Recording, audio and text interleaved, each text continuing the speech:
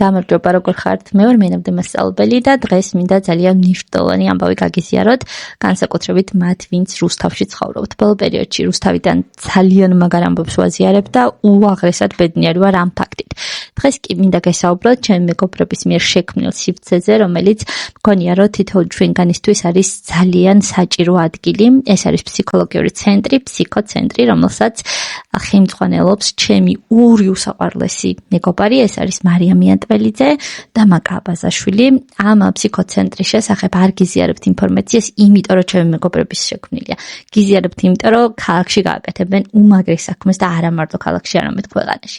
ბოლო პერიოდში ძალიან ესე აქტიურად ვსაუბრობთ მენტალურ ჯანმრთელობაზე და იმაზე, რომ პრიორიტეტია, მაგრამ ძალიან მნიშვნელოვანია, რომ როცა ვსაუბრობთ მენტალურ ჯანმრთელობაზე, ჩვენი მენტალური ჯანმრთელობა ასე ვთქვათ, ვანდოთ პროფესიონალურ ადამიანებს. მოკლედ, ეს იქნება სივრცე, სადაც შეძლებთ თერაპიაზე სიარულს, როგორც ბავშვები, ასევე ზრდასრულები, შეძლებთ ფსიქოლოგიურ შეფასებას, რაც ყველა ცენტრში არ კეთდება, ეს გაითვალისწინეთ, ჩატარდება საინტერესო ვორქშოპები და მე პირადად ვფიქრობ, რომ ეს იქნება ქალაქში უმაგრესი სივრცე.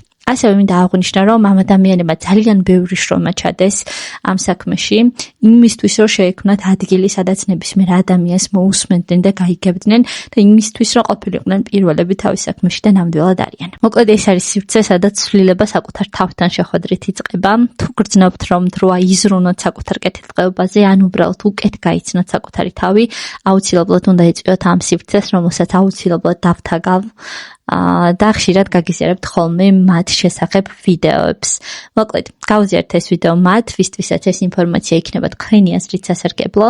ჩემი არხის გამოწერა და ფსიქოცენტრის არხის გამოწერა არ დაგავიწყდეთ და უნები წარმოდებები ვუსურვოთ მაკას და მარიამს, რომელიც უმაგრეს საქმეებს აკეთებენ, უკვე აკეთებენ და მათ საქმეების შესახებ აუცილებლად გიამბობთ ცოტა მოგვიანებით, როცა ფეხზე ავდგები და ცენტრში მივაკითხავ.